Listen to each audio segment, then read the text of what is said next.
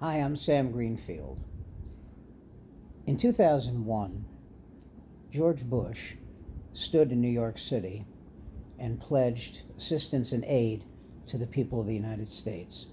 He did this in a city after the horror of the 9/11 attack.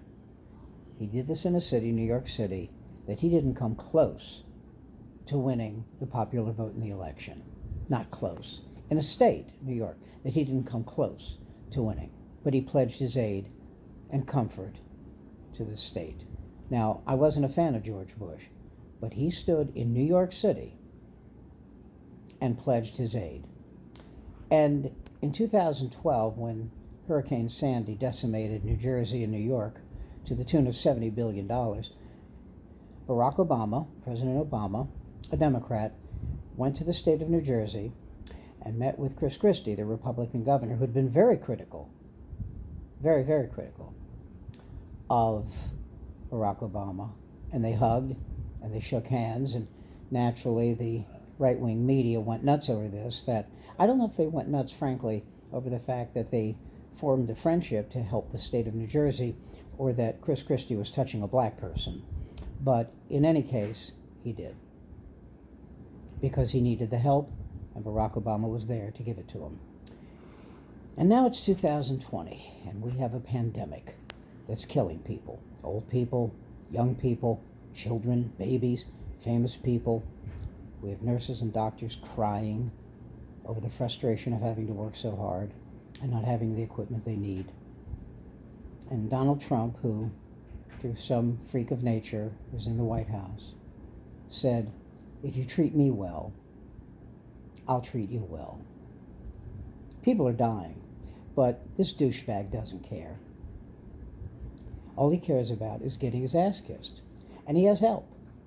He has help from sycophants like Sean Hannity, who, when Donald Trump said, "Oh, this is a hoax," Sean Hannity said, "Oh, this is a hoax." And then when Donald Trump was told by people who read and write that it was serious, Sean Hannity said, "Oh, it's serious." And then we have Rush Limbaugh, who is in stage 4 of lung cancer because evidently he thought smoking cigars was a good health move, saying, "Oh, it's a cold. It's just a cold." Okay, this is a college dropout. Okay, this is not a person who you look to for medical advice.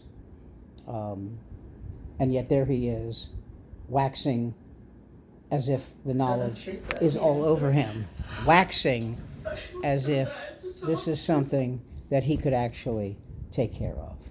But of course he can't. And you have so many other people on the right, the Lindsey Grahams and people like that, who actually have no knowledge of anything except their own blind ignorance. But Donald Trump is saying, "If you treat me well, I'll treat you well." And I think back to the fact that a Democratic president, Barack Obama, met and consoled and offered aid to a state run by a Republican governor, Chris Christie, who had been very critical of the president, and George Bush, who lost New York City and state by a ton, but pledged aid to our city because of the attack of 9/11. And now we have a man whose gargantuan ass demands to be kissed. It is unfathomable to me that anybody would vote for this work of disaster. But as we see when Jordan Klepper interviews Trump supporters, there's a lot of stupid people out there. And evidently they think he's okay. Now, my theory is, as long as he stays white, they're okay with him. But if that's the reason you're voting for him, I think there should be an IQ test applied. You're an embarrassment to the country. But then again, you'd be voting for one. I'm Sam Greenfield.